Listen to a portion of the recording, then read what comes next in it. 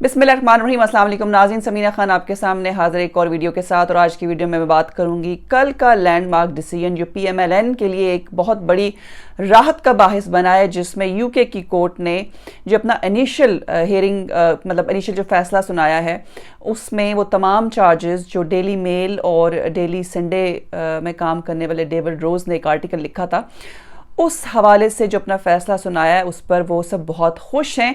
मैं आपको इस वीडियो में आज डिटेल बताऊंगी कि ये केस क्या था और कल जो हेयरिंग हुई है और उसके बाद जो डिसीजन आया है वो डिसीजन क्या है और इससे PMLN को कितना फ़ायदा पहुंच सकता है, या अभी फिर भी उनके लिए कुछ इम्तहान और भी हैं। दूसरी बात कि PDM ने ऐलान कर दिया मिलकर, जो मेन बड़ी पार्टियां हैं, पीपल्स पार्टी, मुस्लिम लीग नून और मौलाना फजल रहमान का JUI का जो ग्रुप है, कि वो मार्च से जो लॉन्ग मार्च है उसका आगाज़ करेंगे। इसी दोनों इश्यूज़ पे मैं आपसे बात करूंगी। सबसे पहले मैं आपको बताऊंगी कि वो आर्टिकल क्या था और उस आर्टिकल में ऐसा क्या लिखा था कि जिसको शहबाज शरीफ ने परसू किया, हत्या के इज्जत का दावा किया, डेफेमेशन का केस किया और फिर उसका नतीजा क्या निकला। अब ये बात है 14 जुलाई 2019 की, जब डेविड रोज जो कि मेल ऑन संडे में उन्होंने एक आर्टिकल लिखा। अब ये दो अखबार हैं और दोनों की जो ओनरशिप है वो एक ही शख्स, यानी कि दोनों अखबार एक ही ऑर्गेनाइजेशन से उनका ताल्लुक है, मेल ऑन संडे और डेली मेल। इसमें एक आर्टिकल लिखा डेविड रोज ने और उस आर्टिकल में उन्होंने ये लिखा कि शहबाज शरीफ ने और उनके सन इन लॉ इमरान, जो उनके सन इन लॉ हैं, और कुछ अखबारों में उन्होंने लिखा है कि उनके वो बेटे, बल्कि उनके बेटे नहीं हैं, शहबाज शरीफ और उनके सन इन लॉ जो हैं वो मनी लॉन्ड्रिंग में इन्वॉल्व हुए और उन्होंने खुर्द बुर्द किया उस पैसे का जो ओवरसीज़ पाकिस्तानीज़ ने डिफिड अकाउंट में, या जो अर्थक्वेक आया था उसके बाद एक ऑर्गेनाइजेशन बनी थी एरा, उसमें ओवरसीज़ पाकिस्तानीज़ ने करोड़ों के हिसाब से पैसे भेजे और शहबाज शरीफ ने और उनके सन इन लॉ ने मनी लॉन्ड्रिंग भी की और उस अकाउंट्स का, उन पैसों का खुर्द बुर्द भी हुआ। जब ये आर्टिकल जुलाई 2019 में पब्लिश हुआ यूके में, तो आपको पता है कि पूरी दुनिया में आप जहाँ कहीं भी हैं, जो यूके का मीडिया है, चाहे वो इलेक्ट्रॉनिक मीडिया या प्रिंट मीडिया है, उस पर लोग एतबार भी करते हैं और उसकी खबरों को सच मानते हैं। उसकी वजह ये होती है कि इनका सोर्स ऑफ इंफॉर्मेशन भी एग्जैक्ट होता है और ये कोई भी ऐसी खबर, कोई भी ऐसी बात नहीं करते जिसको ये प्रूव ना कर सकें।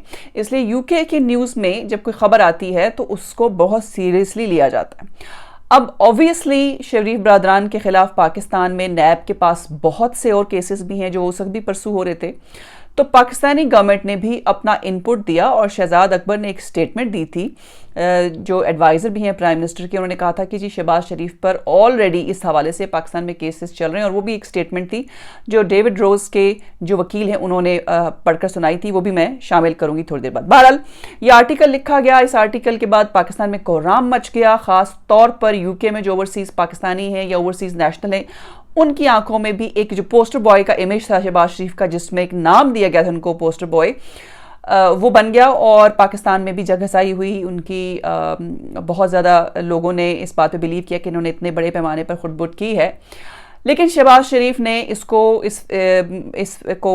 आसानी से हज़म नहीं किया, इस फैसले, इस आर्टिकल को। उन्होंने इसके खिलाफ कोर्ट का दरवाज़ा खटखटाया, इसको प्रॉपर परसू किया और आखिरकार कल इस केस की जो इनिशियल हेयरिंग हुई उसमें जो एक मुख्तसर फैसला सुनाया जस्टिस सर मैथ्यू निकलन ने, उन्होंने ये कहा कि मेल ऑन संडे का जो आर्टिकल था उसने वो शहबाज शरीफ और उनके सन इन लॉ अली इमरान यूसुफ के लिए बहुत हाईएस्ट लेवल की डेफेमेशन का वो आर्टिकल था, और उस आर्टिकल ने ये क्लियर कट, यानी कि जो चेज लेवल 1 था उस हिसाब से उन पर गिल्टी चार्ज लगा दी कि उन्होंने मनी लॉन्ड्रिंग की है, उन्होंने फंड्स की एम्बेजलमेंट की है। और जब आर्टिकल पढ़ा जाए तो वो ऐसे ही लगता पढ़कर कि वाकई अखबार ने तो उनको और डेविड रोज ने तो उनको मुजरिम डिक्लेयर कर दिया है।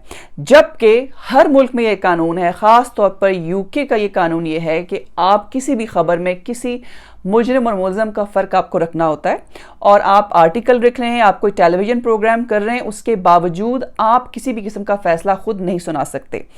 अब ये जो चेज़ लेवल 1 है, ये क्या है? ये अपने नाज़रीन के लिए बताऊंगी जिसका कि मेंशन किया है सर जस्टिस मैथ्यू ने। चेज़ लेवल 1, चेज़ लेवल 2 और चेज़ लेवल 3, ये 3 लेवल्स हैं जब किसी को गिल्टी करार दिया जाता है। और इस केस में जस्टिस सर मैथ्यू ने ये कहा कि चेज़ लेवल 1 था। उसकी वजह ये थी कि डेली मेल ने अपने आर्टिकल में जो वर्ड यूज़ किए वो ना सिर्फ ये कि डेफेमेटरी थे, बल्कि वो जो लेवल ऑफ डेफेमेशन था शहबाज शरीफ के खिलाफ वो चेज़ लेवल 1 था, जो कि हाईएस्ट फॉर्म ऑफ डेफेमेशन है इंग्लिश लॉ में।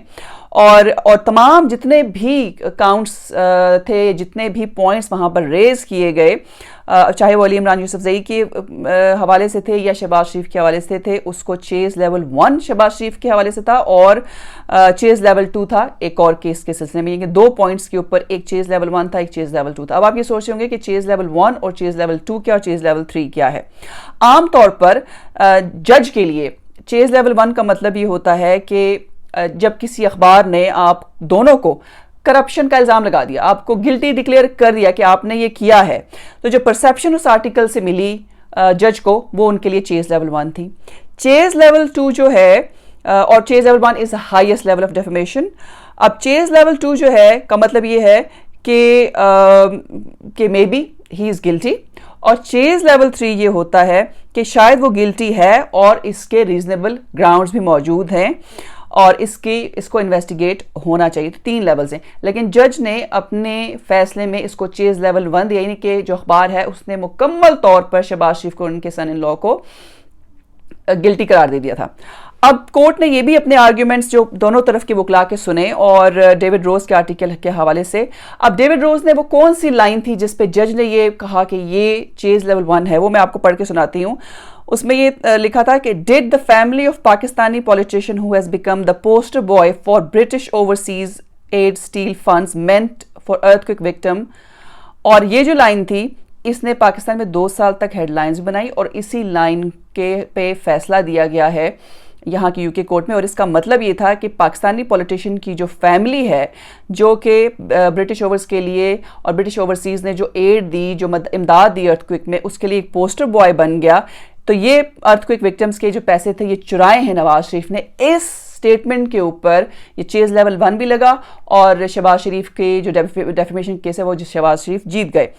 अब जिसके मैं आपको पहले बताया कि पाकिस्तान में उस वक्त शहजाद अकबर ने भी इस केस में अपने जो डेविड रोज के जो वकील हैं, जो अखबार के वकील थे, उनको कुछ मवाद भी प्रोवाइड किया कि पाकिस्तान में भी इनके खिलाफ ये केस चल रहा है ताकि उनका केस स्ट्रॉन्ग हो। लेकिन सर मैथ्यू ने एक और लैंडमार्क डिसीजन दिया। उन्होंने कहा कि मेरे पास तमाम स्टेटमेंट्स आई, तमाम प्रूफ्स आए दोनों तरफ के वकला के, और मेरे पास वो मटेरियल भी मुझे दिया गया जिसमें पाकिस्तान में शहबाज शरीफ पर केस चल रहा है और यही केस जो है डेफिड का और सेरा की जो करप्शन स्कैंडल है वो भी चल रहा है। लेकिन मैंने वो मटेरियल पढ़ा नहीं। उसकी वजह यह है कि अगर मैं वो मटेरियल पढ़ता तो उसका इस फैसले पर असर पड़ सकता था। अब वो मटेरियल रेलेवेंट नहीं है इस फैसले से, वो पाकिस्तान जाने, उनके वकील जाने, वहाँ का कोर्ट सिस्टम जाने।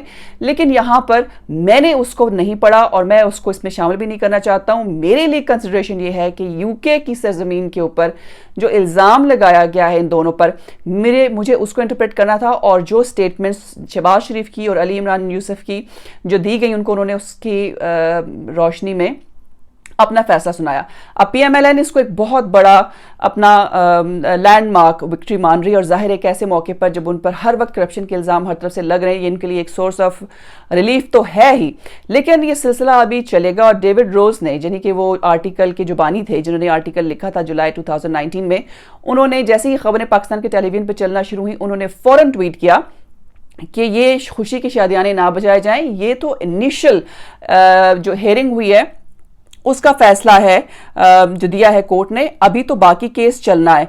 और उसके अलावा जब उनका ये जो ट्वीट था, उस ट्वीट के बाद फिर मुख्तलिफ दोनों तरफ के जो PMLN के लोग हैं और PTI के लोग हैं, आपको पता है, फिर एक दंगल शुरू हो जाता है सोशल मीडिया का। उसके बाद उन दोनों के जो ट्वीट्स के रिस्पॉन्स थे वो आगे, और फिर शहजाद अकबर ने भी उसके बाद एक ट्वीट किया।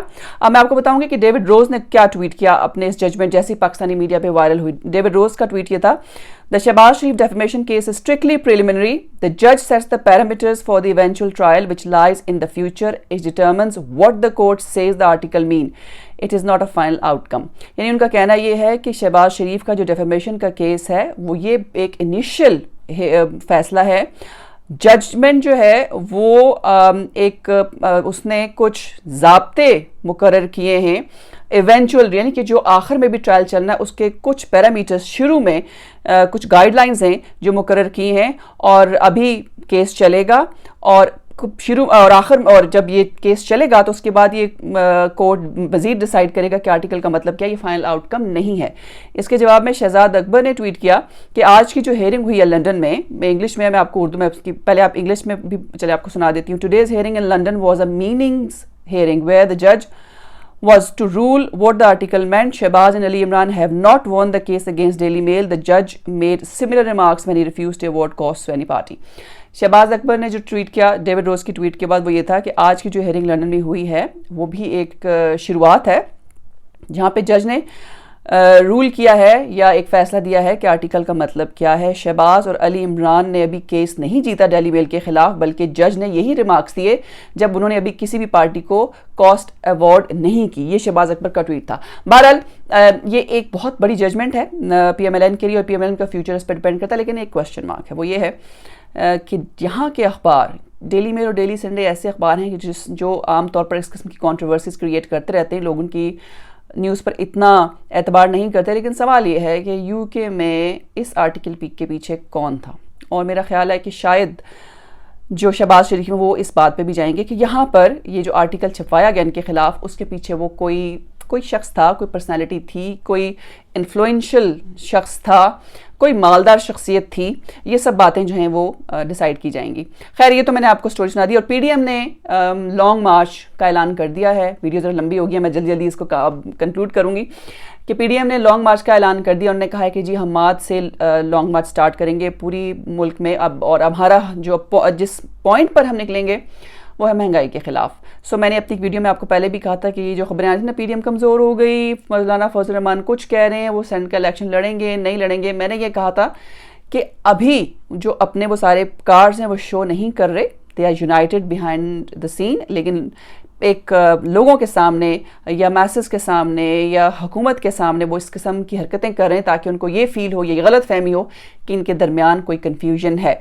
लेकिन लॉन्ग मार्च का जो फैसला इन्होंने सुनाया है उससे लगता है कि दे आर यूनाइटेड और इस हुकूमत के खिलाफ वो अपनी जंग जारी रखेंगे। बात ये थी आज की वीडियो। अगर आपको वीडियो पसंद आई इसको लाइक और शेयर ज़रूर कीजिएगा, और मेरी आपसे मुलाकात होगी अपनी अगली वीडियो पे। अगर आपने मेरा चैनल सब्सक्राइब नहीं किया तो उसको सब्सक्राइब भी करें, और मेरी जो इन्फॉर्मेशन मैंने आपको दी है वो अपने दोस्तों, फैमिली और दूसरे लोगों में भी डिस्ट्रीब्यूट करें। ये था आज का प्रोग्राम, फिर मिलेंगे। अल्लाह हाफिज़।